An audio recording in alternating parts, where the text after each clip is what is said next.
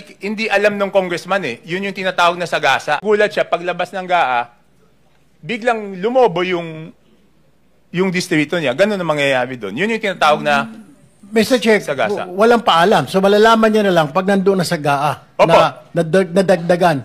So hindi niya pwedeng angkinin ng district congressman yon or congresswoman. Hindi. Dahil may-ari nun. Hindi. Sa tingin ko, kung hindi yan substandard, kung hindi sumabog to na may substandard, may ghost, syempre for political purposes, aangkinin niya yon na siya nagpagawa. For political purposes lang, for political mileage, sabihin niya sa mga kababayan niya, ako yung nagpagawa nito.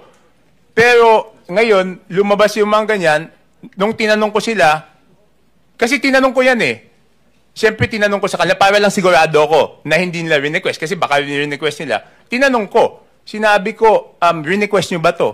Sabi nila hindi.